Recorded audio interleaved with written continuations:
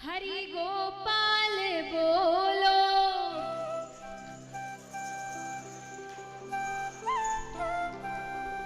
श्री राधा रमण हरि गोविंद बोलो।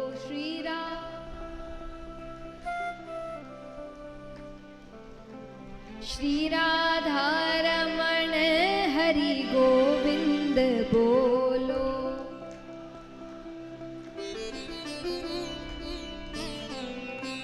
आइए मीठी मीठी तालियों के साथ गोविंद बोलो, हरि गोपाल बोलो।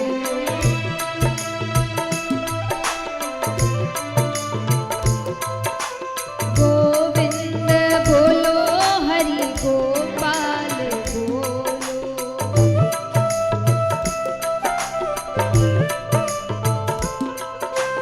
गोविंद बोलो, हरि गोपाल बोलो।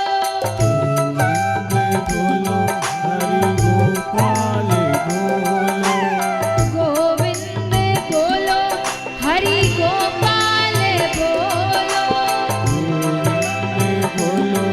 हरि गोपाल बोलो। श्री राधा रमण हरि गोविंद बोलो।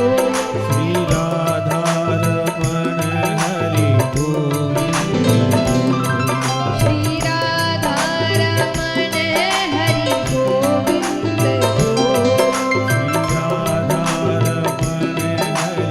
गोविंद गोविंद बोलो, हरि गोपाल बोलो।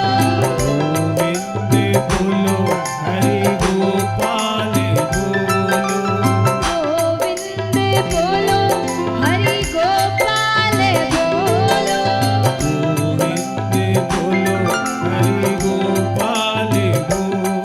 श्री राधा रमण हरि गोविंद बोलो। श्री राधा रमण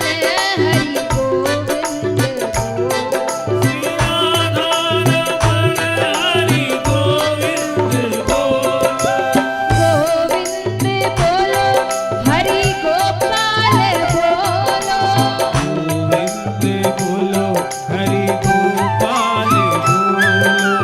गोविंद बोलो, हरि गोपाल बोलो। मीठी तालियां एक साथ। श्री राधा रमण हरि गोविंद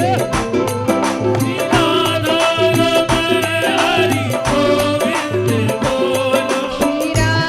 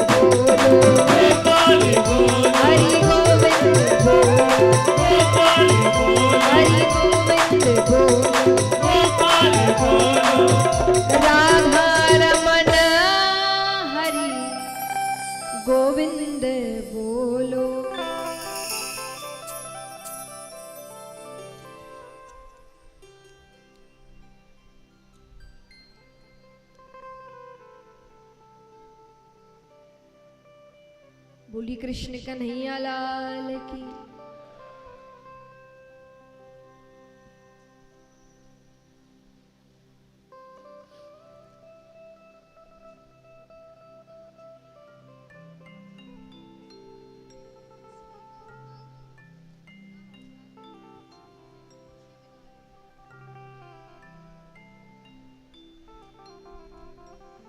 आइए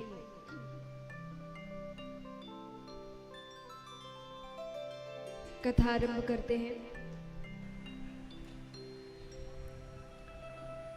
भगवान की कृपा से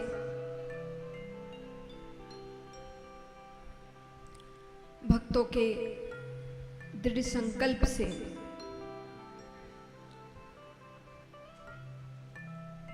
सभी का कल्याण करने वाली कथा, भगवत प्राप्ति करवाने वाली कथा, पापों का नाश करने वाली कथा, अमृत रूपी श्रीमद् भागवत कथा हम सभी के बीच प्रवाहित होने जा रही है।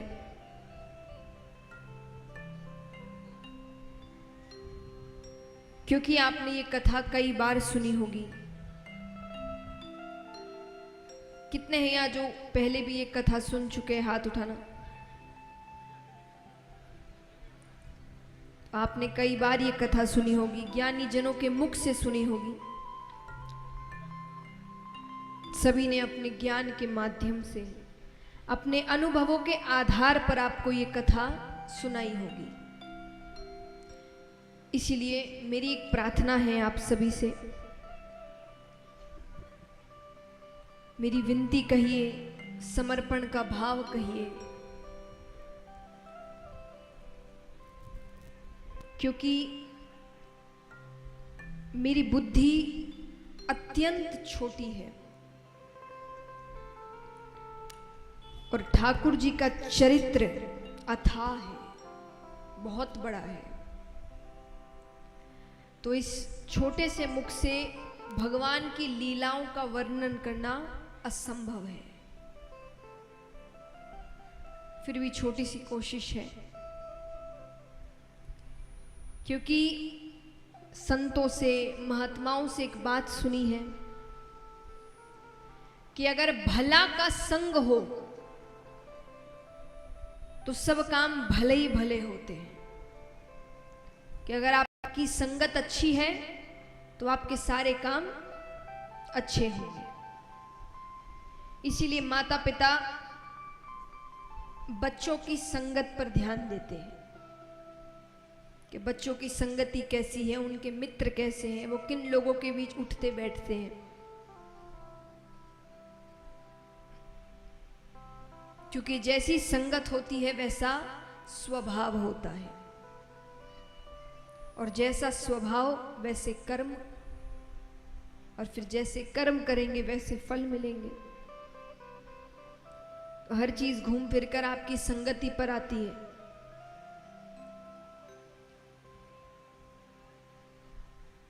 और इस कथा में इस समय मेरी संगति क्या है?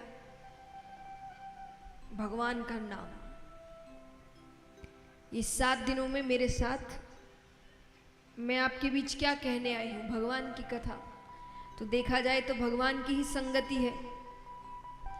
तो अगर उनका साथ हुआ तो इस कथा में भाव आ सकता है, वाणी में भाव आ सकता है, वरना मेरे पास तो पोल ही पोल है महाराज, गुण तो कुछ है नहीं।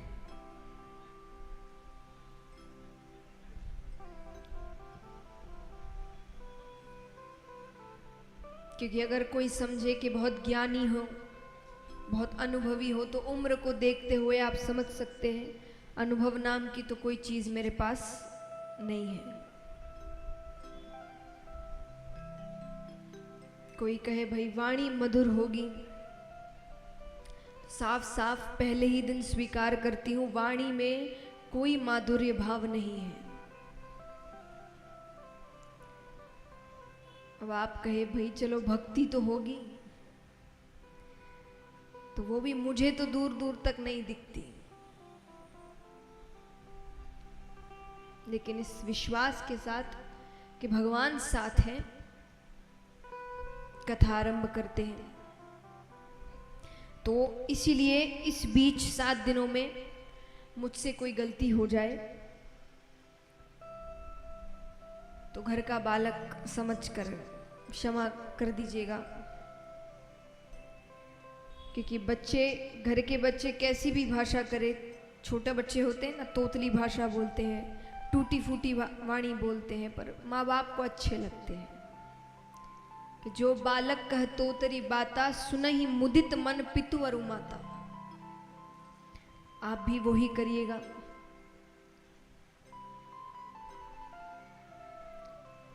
आइए,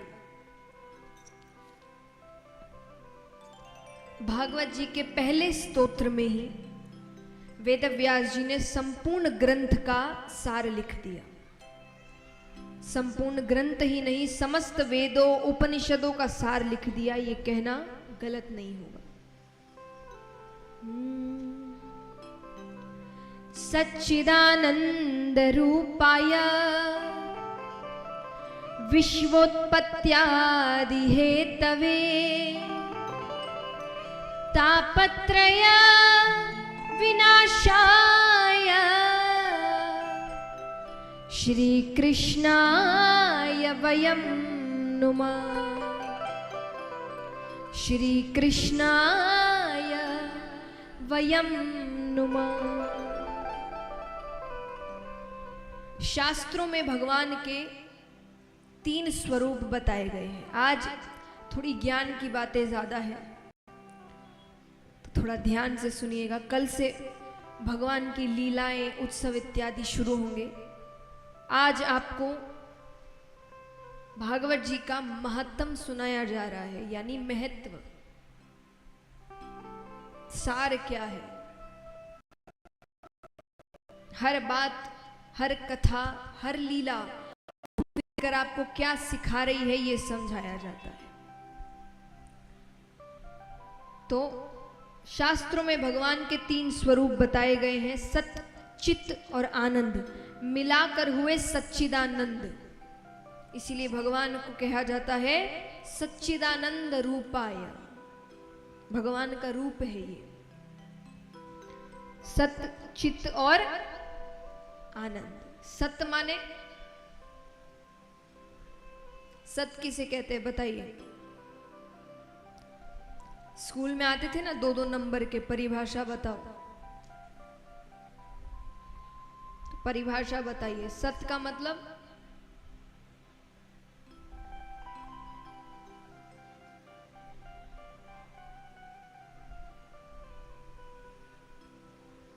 आता है तो बताओ, नहीं आता तो हिलाओ सर के, भाई नहीं पता, सब देख रहे हो बस। सत्य माने सत्य, सच। और सच क्या होता है? जो कभी बदलता नहीं, जो अडिग रहता है, वो सत्य है। सत्य किसी भी परिभाषा में, किसी भी परिस्थिति में बदलता नहीं है। झूठ परिस्थिति अनुसार, व्यक्ति अनुसार बदलता रहता है। इसीलिए कहा जाता है एक झूठ को छुपाने के लिए, जोर से, एक झूठ को छुपाने के लिए जितनी धीरे आप बोल रहे हैं उतना सोचते तो झूठ बोलते वक्त नहीं है। थोड़ा जोर से, आवाज अच्छे से आनी चाहिए। एक झूठ को छुपाने के लिए 100 झूठ बोलने पड़ते हैं। क्यों बोलने पड़ते हैं? क्योंकि झूठ हर परिस्थिति में बदलता है। हर इंसान को एक झूठ नहीं बोल सकते,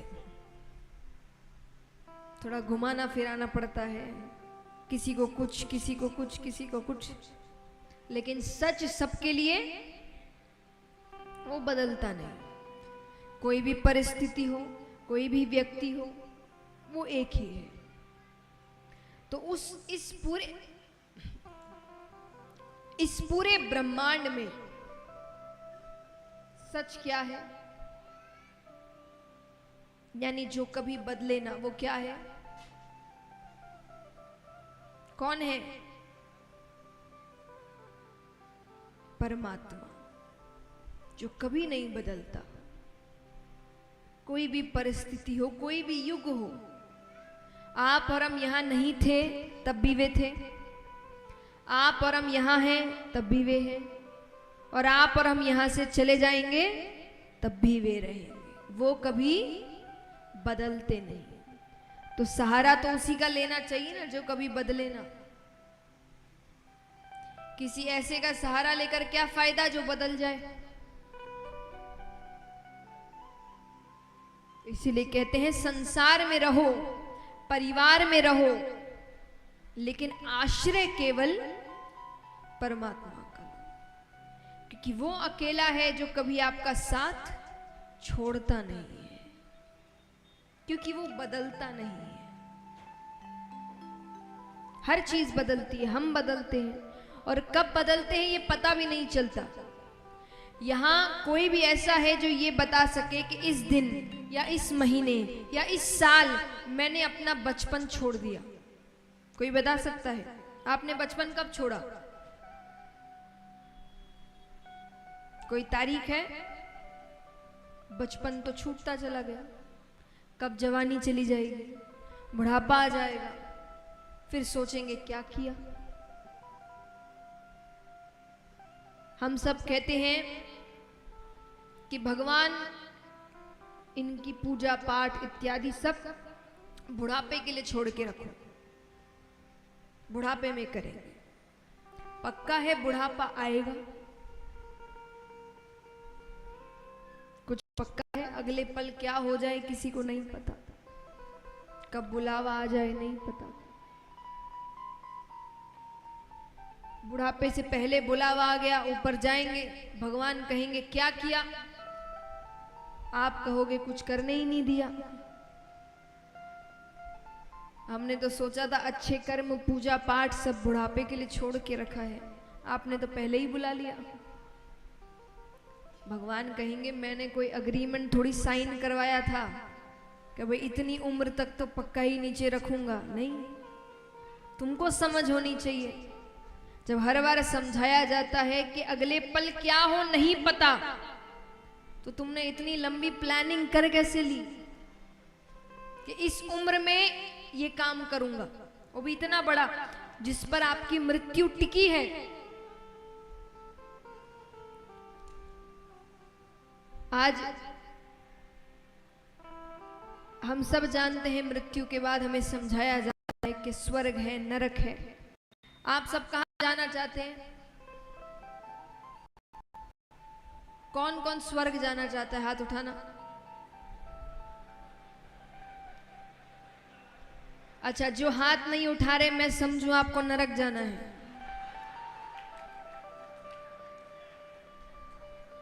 फिर से पूछ, कौन कौन स्वर्ग जाना चाहता है? हाथ उठाना। उसके लिए मरना तो पड़ेगा, है ना? तो स्वर्ग जाना है तो उसके लिए अच्छे कर्म करने पड़ेंगे। ये जितने भी काम करना है ये सब कहां के लिए है? अच्छे कर्म करते कहां के लिए?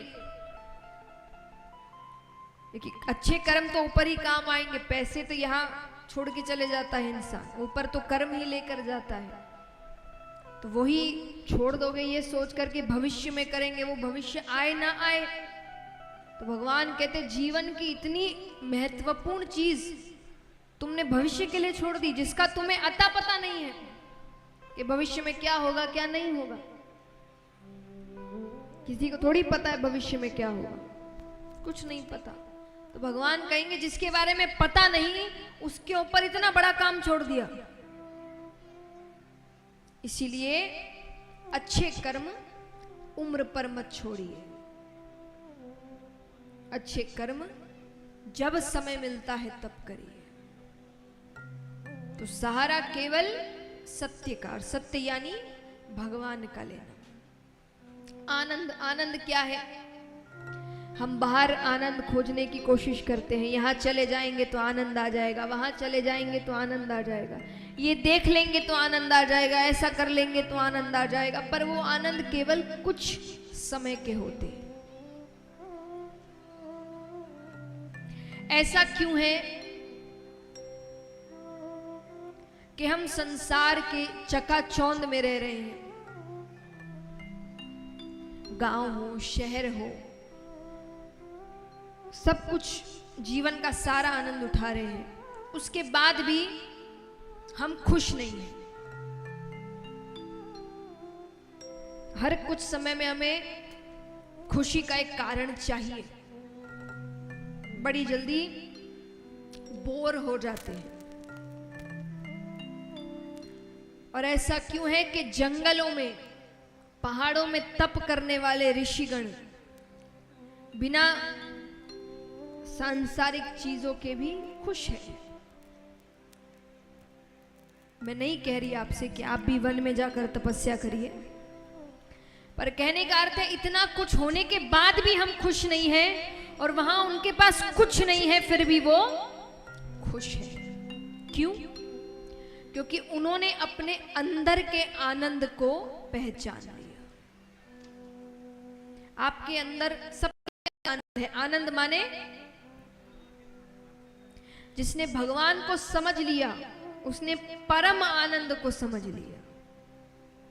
अब उसको खुश रहने के लिए किसी की जरूरत नहीं है, वो अकेला ही खुश है, क्योंकि असल में वो अकेला अब है ही नहीं। वो हर वक्त उस परम आनंद को महसूस करता है।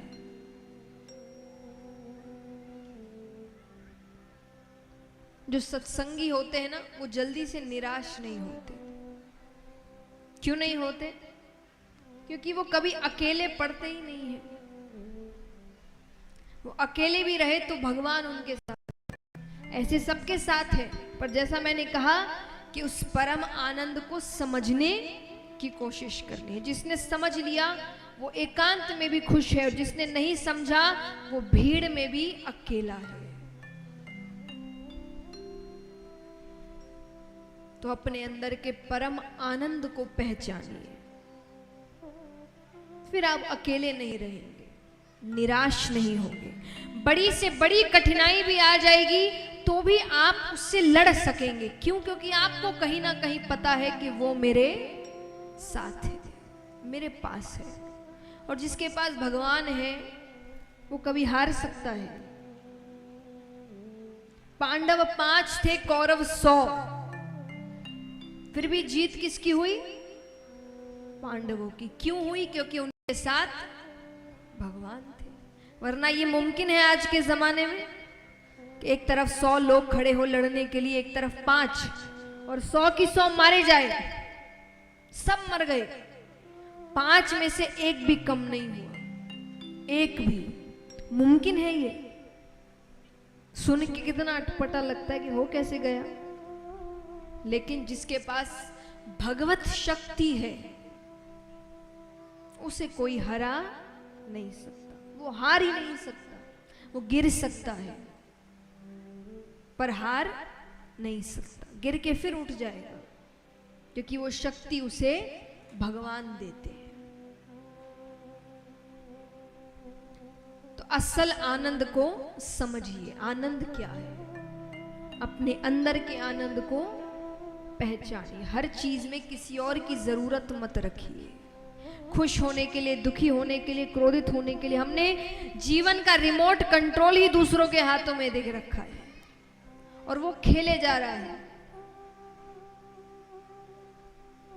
एक बात बताइए, कितनी बार मैंने देखा है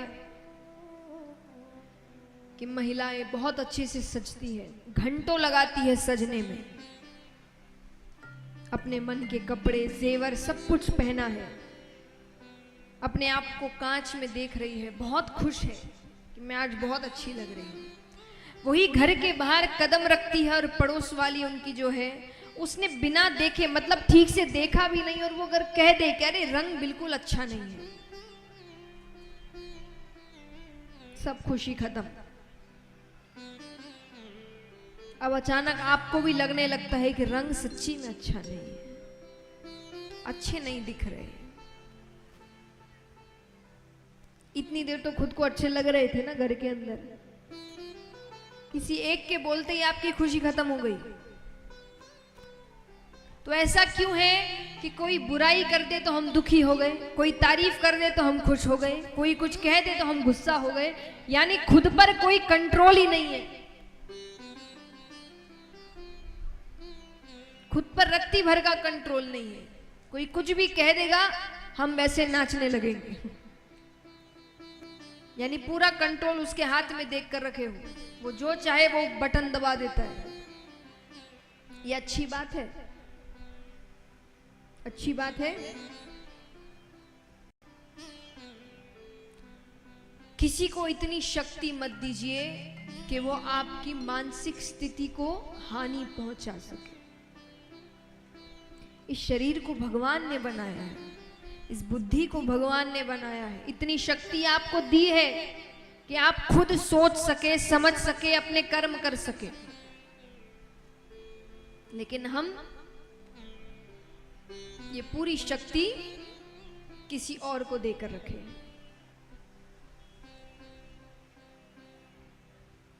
लेकिन ये कब तक होगा? जब तक हम खुद को अकेला महसूस करेंगे। जब अकेले नहीं है, खुद में खुश है, तो फिर किसी को इतनी शक्ति नहीं देंगे कि वो हमको दुखी कर सके। तो इसीलिए परम आनंद को समझिए।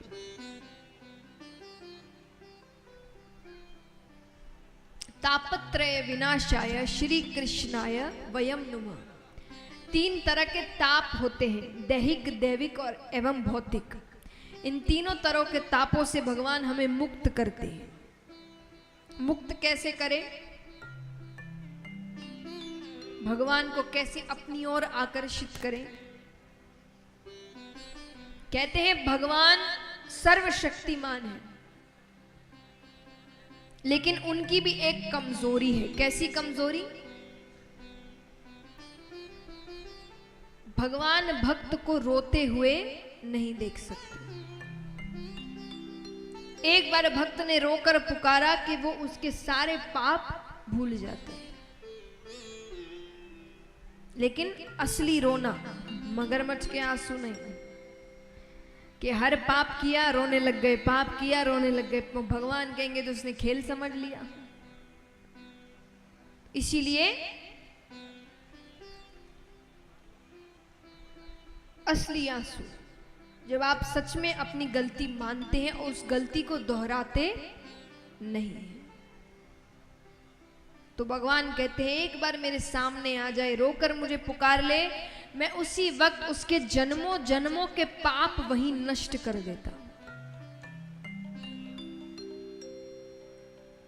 इस प्रकार भगवान हमें इन 3 तरह के तापों से मुक्त करते हैं। आइए अब चलते हैं शुकदेव जी की कथा की ओर। देखिए, श्रीमद् भागवत में कोई भी एक कथा नहीं चलती, कई कहानियां हैं, कई कथाएं हैं। तो ताकि आप सबको हर कथा याद रहे, तो उसके लिए मैं एक चीज करती हूं हर कथा में, कि आप सभी ध्यान से कथाएं सुने, घर जाकर उनका चिंतन करें, क्योंकि दूसरे दिन जब आप वापस आएंगे तो कथा आरंभ करने से पहले आपसे पूछा जाएगा कि पहले दिन कौन कौन सी कथा हुई। और जब तक आप सभी कथाओं के बारे में नहीं बताते, उस दिन की कथा आरंभ नहीं होगी। तो ऐसा नहीं कि बस कथा सुनी, कपड़े झाड़े और घर जाके सब भूल गए। सब कुछ याद रखना है और दूसरे दिन वो सारी कथाएं सुनानी है। तो अभी हमने सुना श्रीमद् भागवत का महात्म। अब हम सुनने जा रहे हैं श्री शुकदेव जी के अवतार की कथा।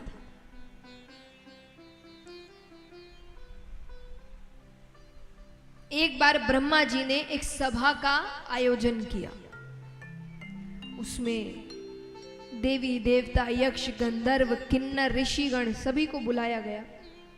उस सभा में प्रश्न उठा कि इस 3 लोक 14 भुवन में सबसे महत्वपूर्ण वस्तु क्या है, सबसे कीमती वस्तु क्या है।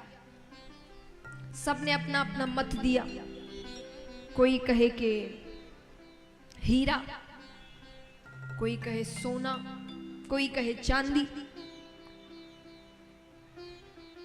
वहां ऋषिगण बैठे थे, उन्होंने कहा ये सारी वस्तुएं तो बहुतों के पास मिलेगी, सोने की वस्तु तो यहां कईयों के पास होगी, है कि नहीं? कितनों के पास है, हाथ उठाना।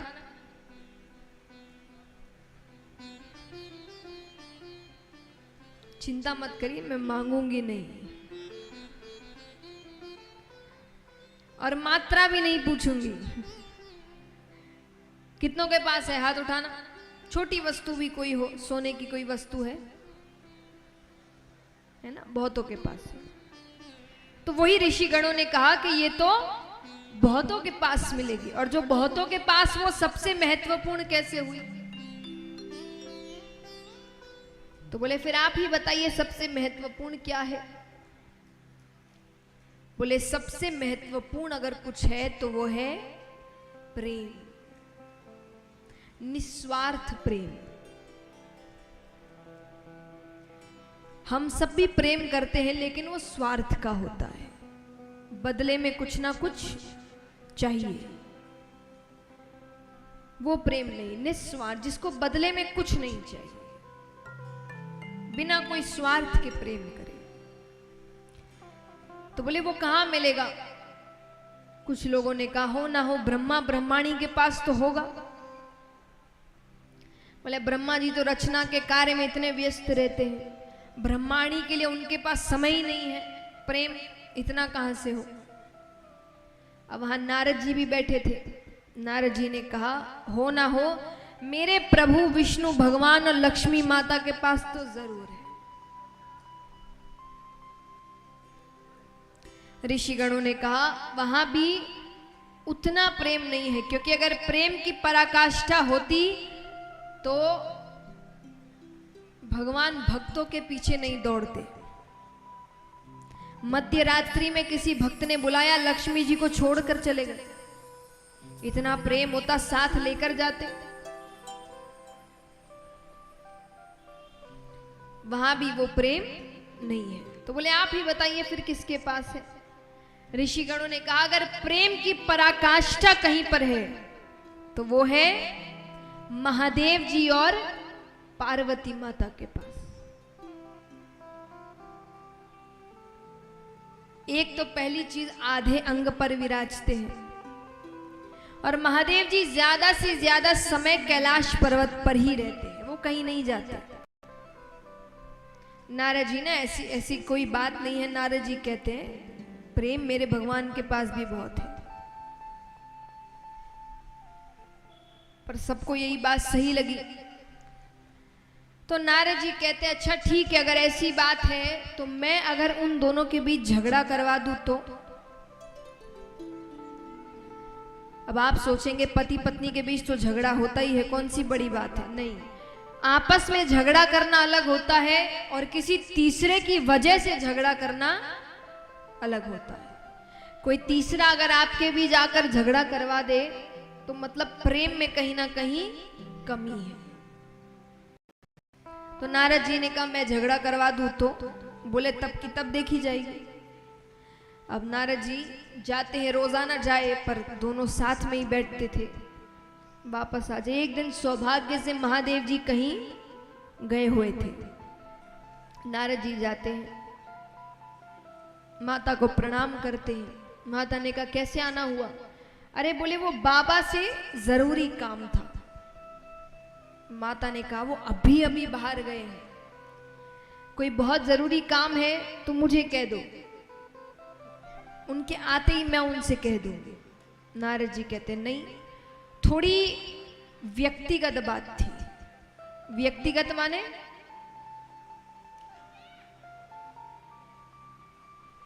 व्यक्तिगत माने पर्सनल, हर किसी को नहीं बता सकता। माता ने कहा आपके बाबा और मेरे बीच कोई भी व्यक्तिगत बातें नहीं रहती, वो सब कुछ मुझे बताते हैं। नारद जी ने कहा मैं नहीं मानता,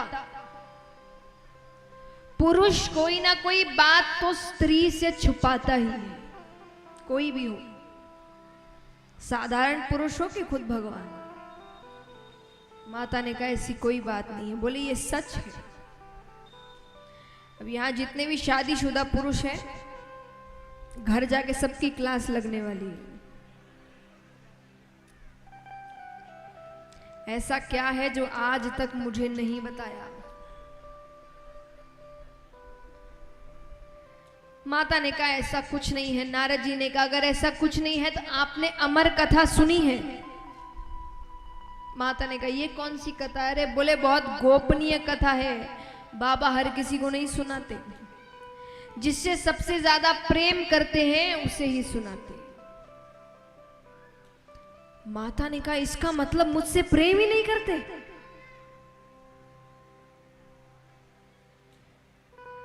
नारद जी कहते वो मैं क्या जानूं, अच्छा मैं चलता हूं, बाबा से मत कहना कि मैं आया था। नारद जी ने अपना काम कर दिया। अब माता केवल एक ही बात सोचे, अमर कथा कौन सी है, ऐसी कौन सी कथा है, मुझे क्यों नहीं सुनाई। अब बाबा घर पहुंचे, रोज की तरह कोई आव भगत नहीं, कोई स्वागत नहीं, कोई दरवाजे पर लेने नहीं आया। आकर बैठ गए। माता कोई बात नहीं कर रही, वरना रोज तो एकदम क्या हुआ, कहाँ गए थे, क्या बात हुई, किससे बात करी। आज कोई प्रश्न नहीं। भोले बाबा ने ही प्रश्न कर लिया। भोले बाबा कहते अरे देवी गणेश कार्तिक कहाँ है? माता कहती गए होंगे कहीं, दिन भर अपने पास बैठा के रखो। देखिए मैं कई बार पुरुषों को कहते हुए सुनती हूं कि महिलाएं कभी बताती नहीं कि वो नाराज है, तो हमें कैसे पता चले कि वो नाराज है? ऐसे जब वो आपके प्रश्नों के उल्टे जवाब दे, मतलब वो नाराज है। आपसे कोई गलती हुई है तो आप देख लो।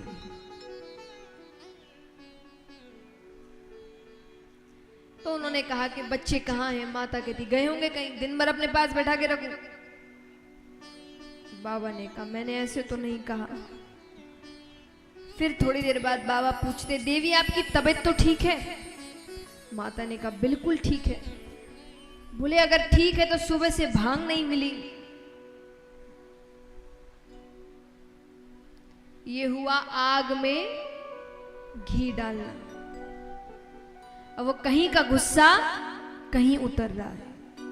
माता कहती है रोज रोज भांग घोट कर दो, बड़े बेटे को खीर बना कर दो, छोटे को लड्डू बना कर दो, इन्हीं चीजों के लिए ब्याह के लाए थे क्या मुझे? पार्वती माता कहती है क्या? भोला भांग तिहारी ओ नित घोटत घोटत हारी, कि भोला भांग तिहारी ओ नित घोटत घोटत हारी। ओ मेरे दोनों हाथ दुखाए, तेरी एक दिना की होए तो घोटू रोज न घोटी जाए। भोला भांग तिहारी, भोला भांग तिहारी ओ नित घोटत घोटत हारी। भोला भांग तिहारी घोटत घोटत हारी, ओ मेरे दोनों हाथ दुखाए, तेरी एक दिना की होए तो घोटू रोज न घोटी जाए। भोला भांग तिहारी ओ नित घोटत घोटत हारी। भोला भांग तिहारी ओ नित घोटत घोटत। और मीठी मीठी तालियां एक साथ।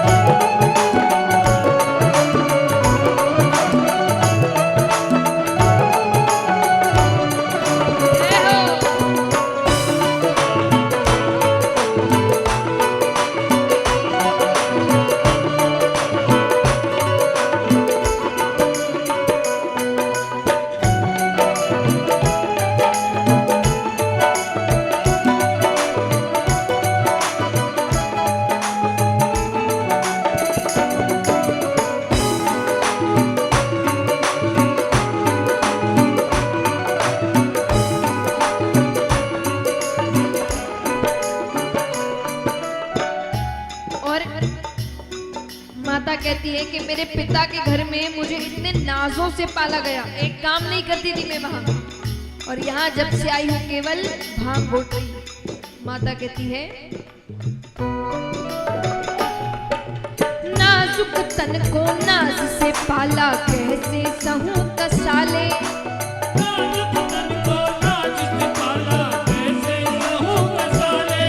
अरे नाजुक तन को नाज से पाला, कैसे सहूं कसाले।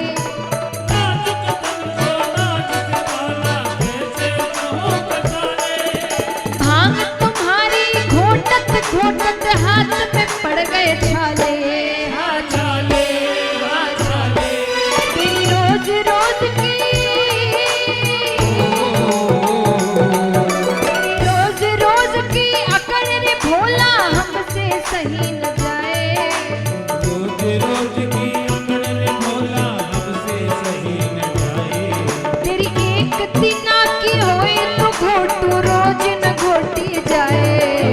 भोला भांग तिहारी, घोटत घोटत हारी। भोला भांग तिहारी, घोटत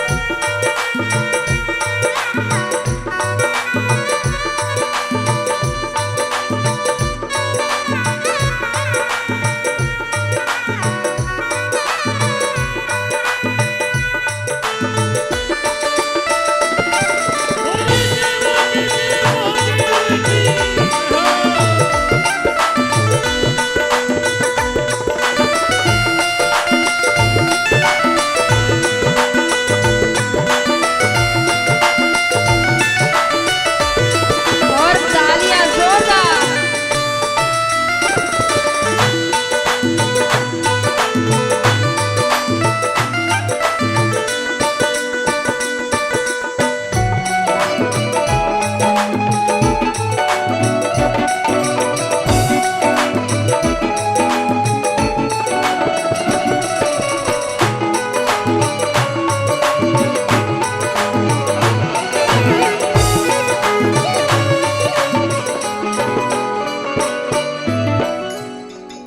अब देखिए यहाँ कई पति पत्नी बैठे हैं। अब कहते हैं ना पति पत्नी है तो झगड़े तो होते ही हैं, झगड़े तो होते ही। तो ये प्रश्न सब पुरुषों से है कि कभी कभी झगड़ा ज्यादा बढ़ जाता है। तो झगड़ा जब ज्यादा बढ़ जाता है तो महिलाओं की आखिरी धमकी क्या होती है?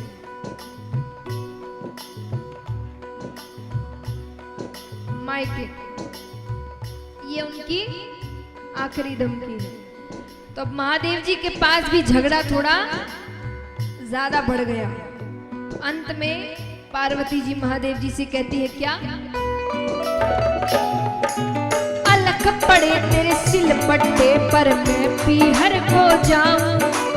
अलख पड़े तेरे सिल पट्टे पर मैं पीहर को जाऊं। अरे अलख पड़े तेरे सिल पट्टे पर मैं पीहर को जाऊं।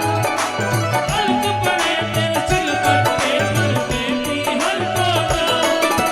जब तू पीना भांग छोड़ दे तभी लौट कर आऊं। हाँ, मैं तो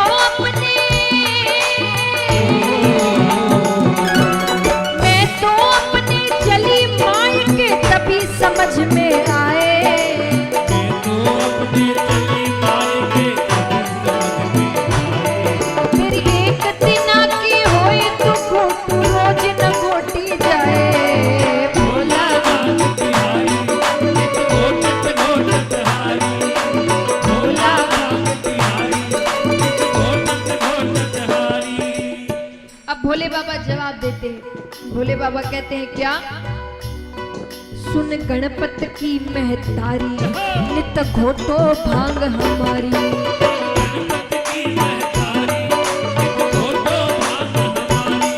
बिन भांग रहा न जाए, गौरा तुझको छोड़ दूं लेकिन भांग न छोड़ी जाए।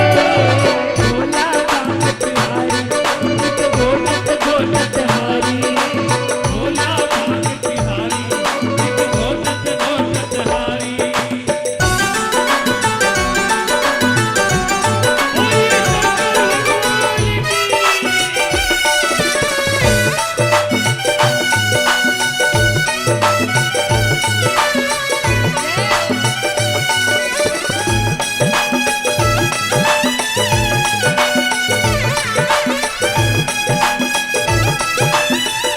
और ये तालियां जोरदार।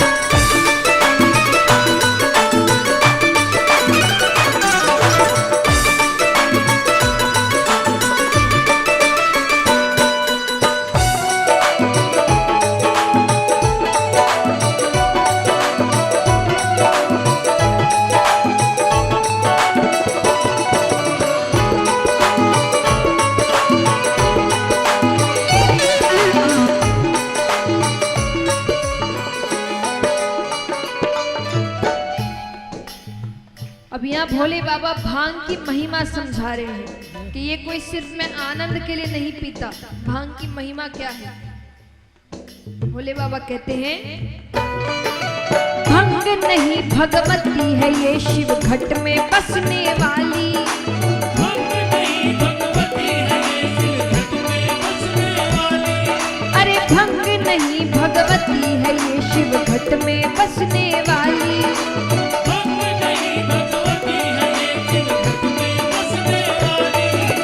दुष्ट कलन का वध करने को बनी है ये महाकाली।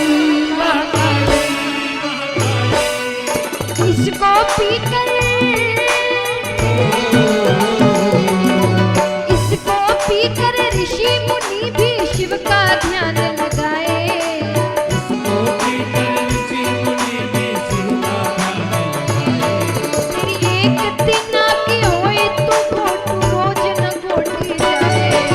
भोला भांग तिहारी, नित घोटत घोटत हारी। भोला भांग तिहारी, नित घोटत और ये तालियां एक साथ।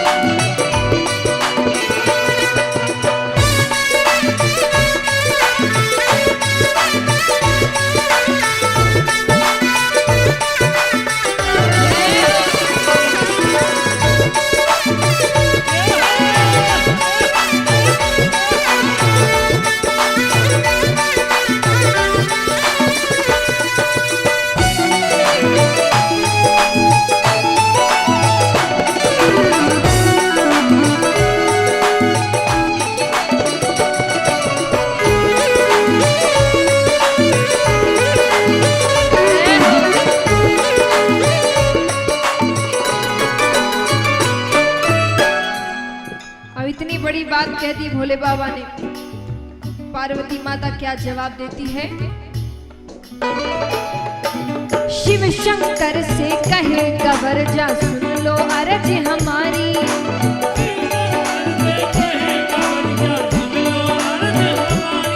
अरे शिव शंकर से कहे गवर जा सुन लो अर्ज हमारी।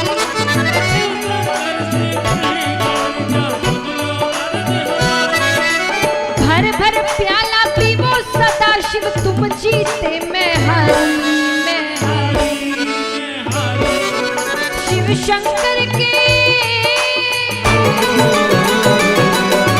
शिव शंकर के भंग की महिमा सबको गा के सुनाए।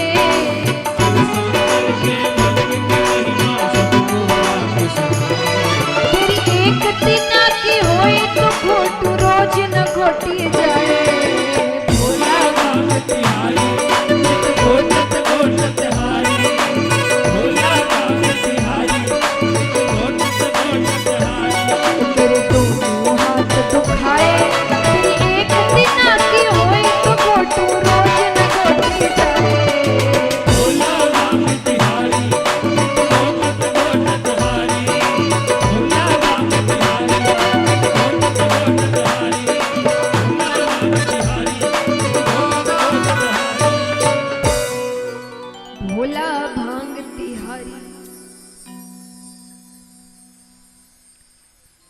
अब भोले बाबा यहाँ पूछते हैं, देवी क्या बात है, आप नाराज लग रही हैं।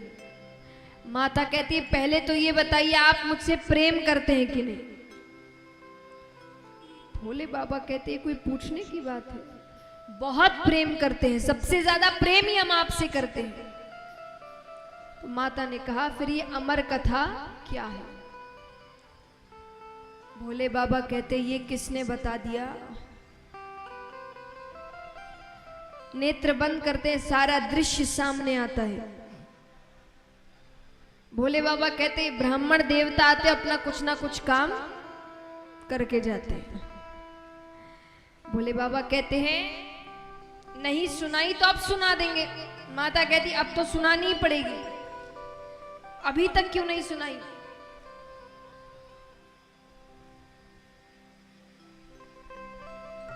भोले बाबा ने कहा, देखिए मैं आपको सुना देता, मैंने आपको कई कथाएं सुनाई हैं, लेकिन आप महिलाओं में एक बुरी आदत होती है, मैं नहीं कह रही, मैं खुद महिलाओं में क्यों कहूंगी। और भोले बाबा ने कहा है, तो भोले बाबा कहते एक बुरी आदत होती है। बोले कौन सी आदत। बोले आप कुछ बात छिपा कर नहीं रख सकती। जहां 4-5 महिलाएं मिली नहीं कि सारी बातें, और ये कथा हर कोई नहीं सुन सकता। क्यों, क्या नाम है इस कथा का। अमर कथा, यानी सुनने वाला अमर हो जाएगा। अच्छा, मैं किसी से नहीं कहूंगी, वादा करती हूं, आप मुझे कथा सुनाइए, ठीक है। तो कैलाश पर्वत की एक ऊंची शिला पर बैठा गया, कल्पतरु वृक्ष के नीचे भोले बाबा कथा सुनाना आरंभ कर रहे हैं। सुनाने से पहले उन्होंने एक ताली बजाई।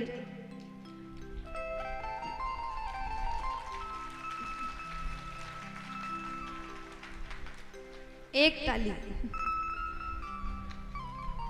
ताली बजाई।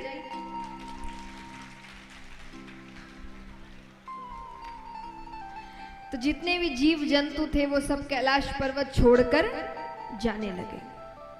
ताली का यही महत्व है। ताली आपको भगवान से जोड़ती है, और भगवान से जुड़ने के बीच जो भी जीव जंतु आपके बीच में आते हैं ना, उन सबको आपसे दूर करती है। सबसे पहली तो सांसारिक चीजें, अहंकार, आलस्य।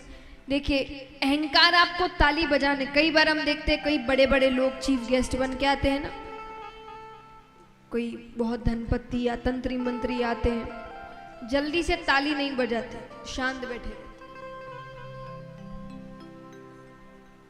इसी आदमी को अपने घर पर अपने पोता पोती के सामने उनको हंसाने के लिए ताली बजाने में शर्म नहीं आती, लेकिन कीर्तन या कथा में आकर ताली बजाने में बहुत शर्म आती है। और कोई ज्यादा ही अगर फोर्स कर दे ताली बजाने को, तो इनका एक अपना अलग तरीका होता है ताली बजाने का।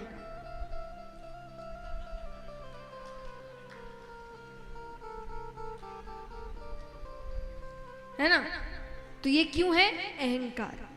जो जब तक आप ताली तब तक ठीक से नहीं बजाएंगे जब तक आपके अंदर, जिसके पास अहंकार नहीं होता वो ताली खुलकर, उसको किसी से फर्क नहीं पड़ता कौन पास बैठा है, कौन क्या सोच रहा है, वो मग्न है अपनी भक्ति में। तो ताली आपको अहंकार से दूर करती है। दूसरा, आलस्य। अब खाली ऐसे बैठे रहोगे तो झपकी तो लगेगी। तो बीच बीच में इसलिए भी तो भजन गाए जाते हैं कि भजन में आप तालियां इतनी जोश से बजाए कि वो कुछ देर तक आपके अंदर एक ऊर्जा लेकर आए। तो इसीलिए ताली बजाना चाहिए। और तीसरी चीज, कई बार हमारे आसपास ऐसे जीव जंतु बैठ जाते हैं जो खुद तो कथा सुनते नहीं, दूसरे को भी सुनने नहीं देते। हर थोड़ी देर में सुपारी, सौंफ खाई, पानी, कहां रहते हैं, कहां से आए हैं, तो वो खुद भी नहीं सुनेंगे, आपको भी। अब ये कब होगा? जब आप शांत बैठे रहेंगे, जब आप ताली बजाने में मग्न हैं, तो वो आपको परेशान नहीं करेगा, किसी और को परेशान करेगा। इसीलिए ताली बजाना जरूरी है। ताली आपको भगवान के और करीब लेकर आते हैं। तो ताली बजाते ही जितने जीव जंतु थे सब कैलाश पर्वत छोड़कर चले गए। दूसरी ताली बजाते हैं,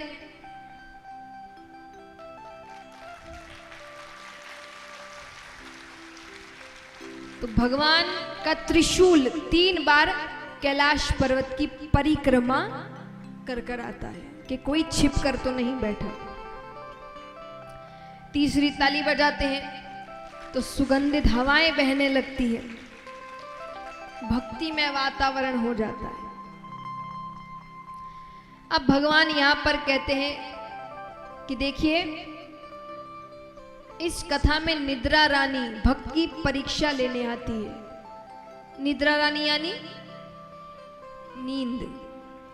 आप ध्यान से सुनिएगा, थोड़ा भी ध्यान इधर उधर हुआ तो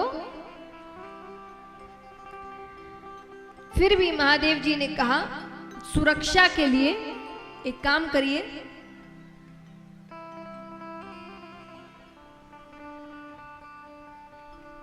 आप हर थोड़ी देर में स्वामी स्वामी कहते रहिए।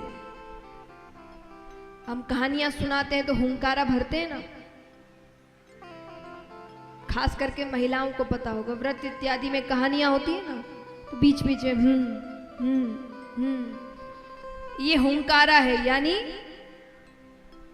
पता रहे कि सामने वाला सो नहीं रहा।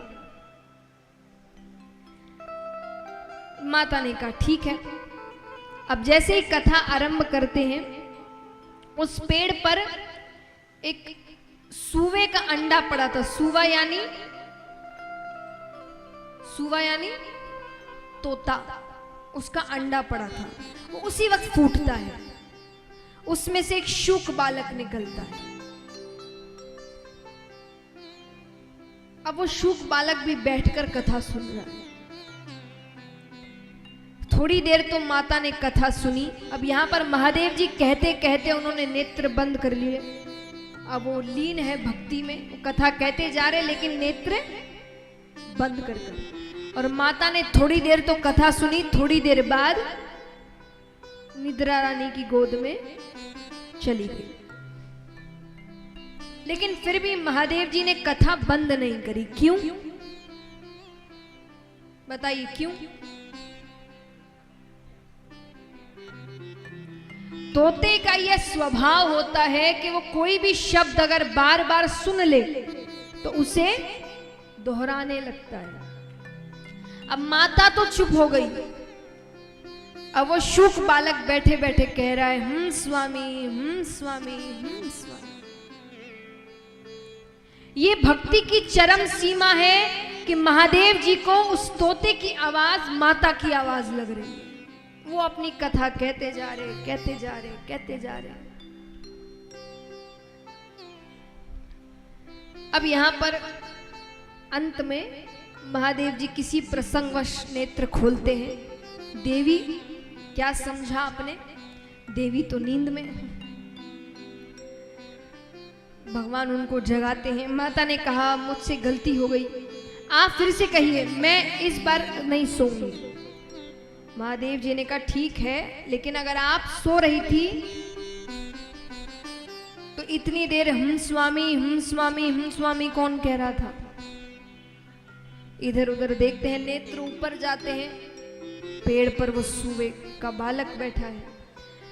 अब वो सूवे का बालक आगे आगे और हाथ में त्रिशूल लेकर महादेव जी पीछे पीछे। उनको लग रहा है इसने चोरी से कथा सुनी।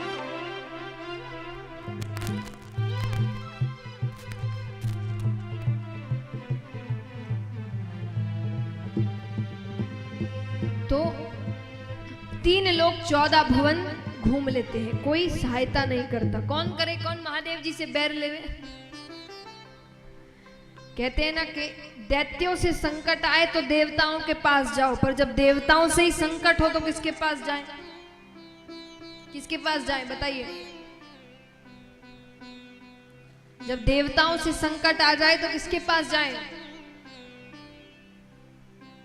ब्राह्मण देवता के पास।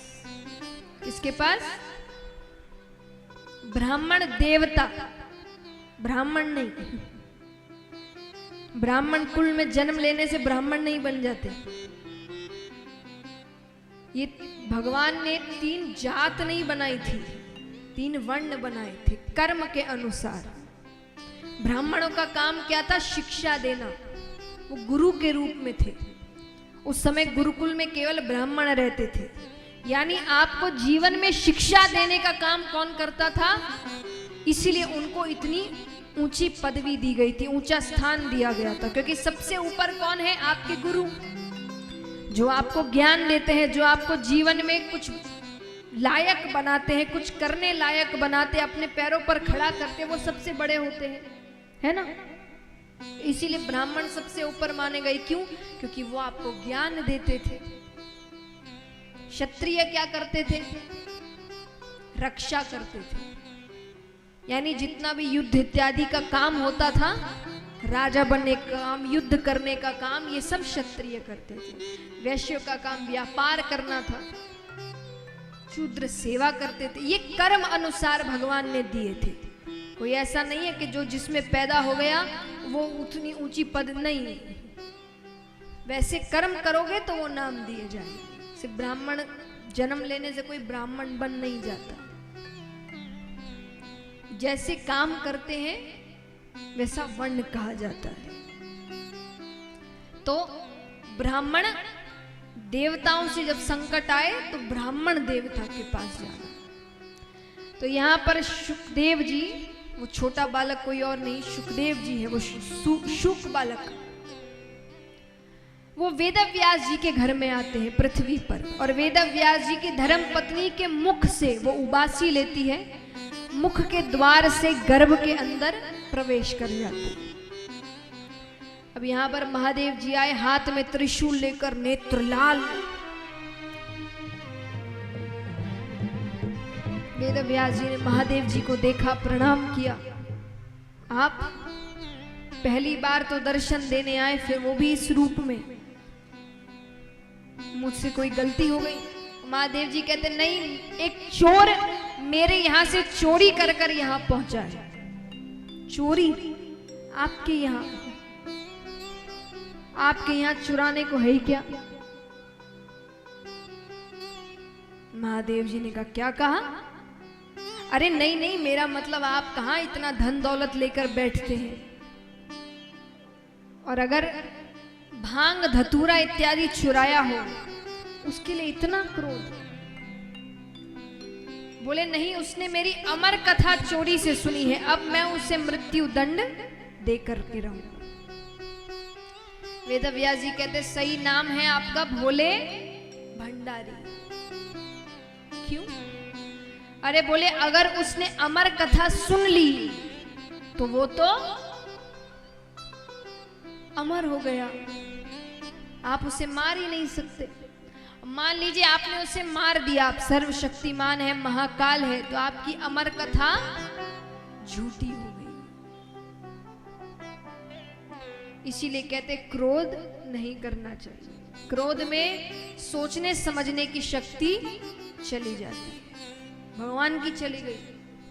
हम और आप तो क्या क्या कर बैठे, लेकिन क्रोध आ ही जाता है। तो क्या करें? तो जब भी क्रोध आए एक काम करना, राधे नाम का उच्चारण करना। क्या करना? कैसे करोगे? मान लीजिए आपको गुस्सा आ रहा है तो क्या करोगे?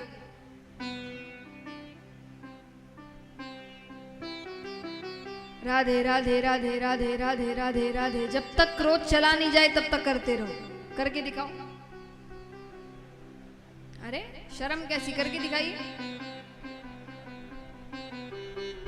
और जोर से। राधे राधे राधे राधे राधे। कैसे चेहरे पर मुस्कुराहट आ गई सबके। इससे दो काम होंगे। हमको गुस्सा कब आता है? जब कोई सामने हमारे ऐसी बातें कर रहा है जो हमें अच्छी नहीं लग रही। तो अगर राधे नाम का उच्चारण करोगे तो क्या होगा? पहली चीज तो आपका गुस्सा शांत हो जाएगा। दूसरा, जो आपको क्रोध दिला रहा है उसको क्रोध आ जाएगा। क्योंकि वो तो चिल्ला रहा है, आपसे अपशब्द कह रहा है, और आप यहां सामने क्या कर रहे हैं? राधे राधे राधे राधे राधे राधे राधे राधे राधे। मन ही मन नहीं कहना है, जोर जोर से कहना है ना? करके देखना, 7 दिनों में अगर कोई गुस्सा दिलाए, एक बार करके देखिएगा। तो यहां पर महादेव जी ने कहा ठीक है, मार नहीं सकता, बंदी तो बना सकता हूं, मैं उसे बंदी बनाकर रखूंगा। अहो भाग्य उसके। वेदव्यास जी ने कहा या वर्षों तपस्या करो तब जाके किसी किसी को आपकी एक झलक प्राप्त होती है। उसने पता नहीं कौन से पुण्य किए हैं कि जन्म लेते ही आपकी छत्र छाया में रहेगा। ठीक है, महादेव जी ने कहा मैं 1 वर्ष की समाधि लेकर बैठता हूं, फिर 1 वर्ष बाद उस बच्चे को लेकर मैं चला जाऊंगा। ठीक है, अब वो सारी बातें शुक बालक गर्भ के अंदर सुन रहा है। शुक बालक कहे समाधि ली भी तो इतनी कंजूसी से, 1 वर्ष की, 16 वर्ष की समाधि तो मैं गर्भ के अंदर लेकर बैठता हूं, और शुक बालक ने गर्भ के अंदर 16 वर्षों की समाधि ली। 1 वर्ष बाद महादेव जी उठते हैं, लाइए बालक।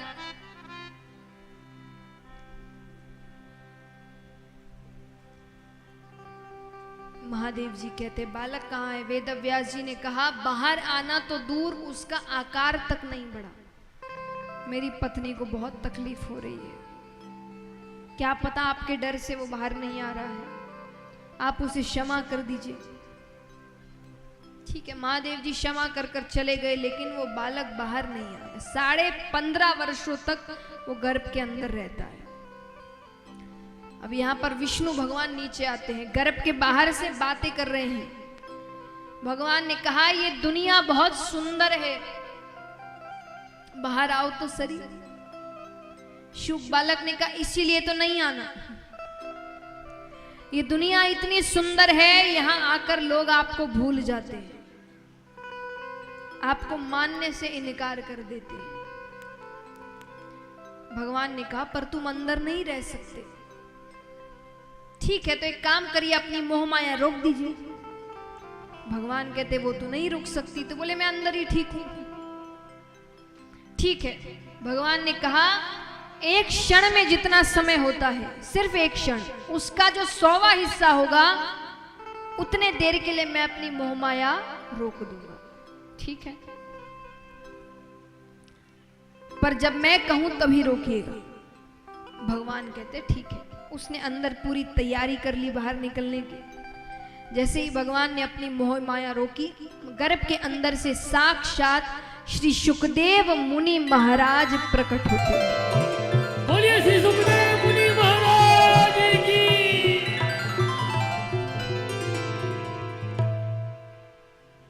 इस प्रकार सुखदेव जी के अवतार की कथा है।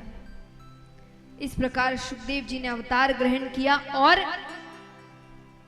जैसे ही उन्होंने जन्म लिया, क्योंकि 16 वर्ष पूरे हो ही चुके हैं, वो सीधा वन की ओर जाते हैं पीछे पीछे। और उनकी जब महिमा बताई जाती है सुखदेव जी की, कि जब वो वन की ओर गए, पीछे पीछे वेदव्यास जी आते हैं पुत्र विरह में। तो वेदव्यास जी ने उस वन में जाकर देखा कि वन में जितने पेड़ हैं, उनकी जितनी शाखाएं हैं, पत्तियां हैं, सब में उन्होंने श्री सुखदेव मुनि महाराज के दर्शन किए। आइए प्रणाम करते हैं ऐसे श्री सुखदेव मुनि महाराज को, और प्रार्थना करते हैं जिन्होंने गुरु बनाए हैं, बहुत अच्छी बात, जिन्होंने नहीं बनाए वो ये प्रार्थना करें कि उनको सुखदेव जी जैसे गुरु मिले, क्योंकि ऐसे गुरु अगर प्राप्त हो जाए, कहते सुखदेव जी ने राजा परीक्षित को 7 दिनों में भगवान से मिला दिया था, केवल 7 दिनों में। ऐसे गुरु हमें भी मिले। गुरुर् ब्रह्मा गुरुर्विष्णु गुरुर्देवो महेश्वरा गुरुर्साक्षात् परम ब्रह्मा तस्मै श्री गुरवे तस्मै श्री गुरुवे नमः। बोलिए कृष्ण कन्हैया लाल की। आइए, आज समय काफी हो गया है, कुछ कारणों की वजह से आज देर हो गई, इसलिए आज की कथा को यहीं विराम देते हैं। कल की कथा समय पर ही शुरू होगी, तो कोशिश करें आप सब भी उसी समय पधार जाएं। कल की कथा का समय है 2 बजे से, ताकि हम समय पर कथा विराम भी कर सके और सब समय पर अपने घर जा सके। आइए, कल की कथा 2 बजे से है, सभी समय पर पधार जाए ताकि हम 2 बजे तक कथा आरंभ कर दे। अभी सभी आरती कर जाएं, आरती के बिना नहीं।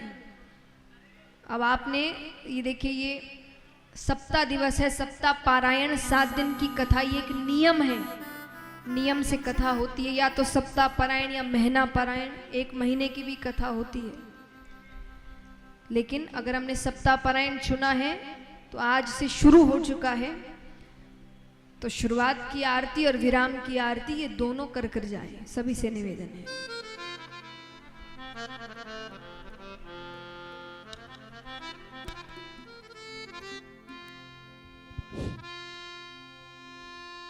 श्रीमद् भागवत कथा के मुख्य यजमान आदरणीय श्री राम प्रकाश तिवारी जी, श्रीमती।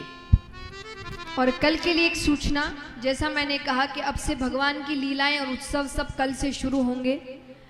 हर दिन एक उत्सव है विराम के समय में, तो कल का उत्सव है शिव पार्वती विवाह। खूब अच्छे से तैयार होकर आइए, कुर्ते पजामे पहन कर आइए, सज धज कर आइए। जैसे हमारे आपके घर के विवाह होते ही ये भगवान के घर का विवाह है, जिसमें हम सम्मिलित हो रहे हैं। तो कल महादेव जी का विवाह होगा, उसके हम दर्शन करेंगे। तो खूब अच्छे से तैयार होकर आइए। मुख्य यजमान जी श्रीमद् भागवत कथा भगवान की आरती करने जा रहे हैं, और हम सभी के बीच उपस्थित माननीय सुरेश मंत्री जी का जो है अपने कर कमलों से भगवान भागवत जी की भी आरती करें।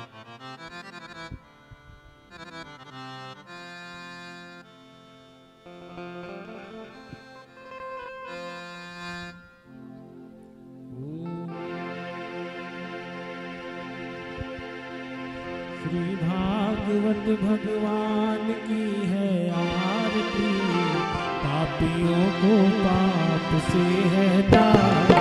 श्री भागवत भगवान की है आरती, पापियों को पाप से है तारी।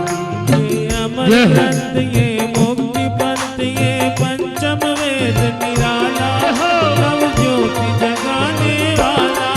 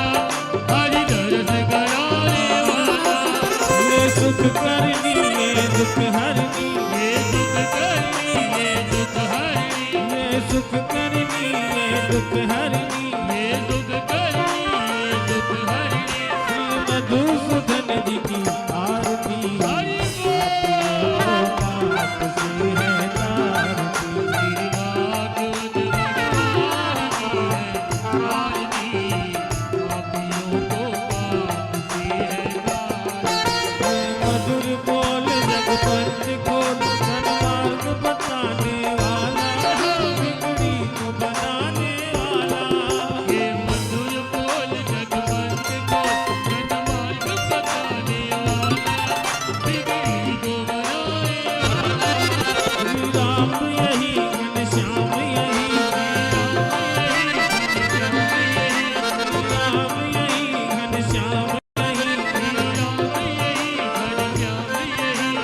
की महिमा की आरती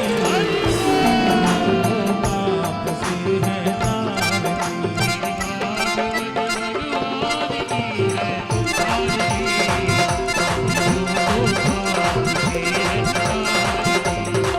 आरती की जय हनुमान लगानी गिरवल से गिरवल काफी जन पुत्र महाबलदाई तेरा रघुनाथ बनाए लंक सिकोट समुद्र सिखाई लंका जारी असुर सब मारे लखन मूर्छित कर धरनी करे बैठ पाताल तोरी नमकारे बाएं भुजा असुर दल मारे सुनर मुनि जन आरती उतारे कंचन थाल कपूर लोछाई जो हनुमान जी की आरती गावे लख विधल सखिए रघुराई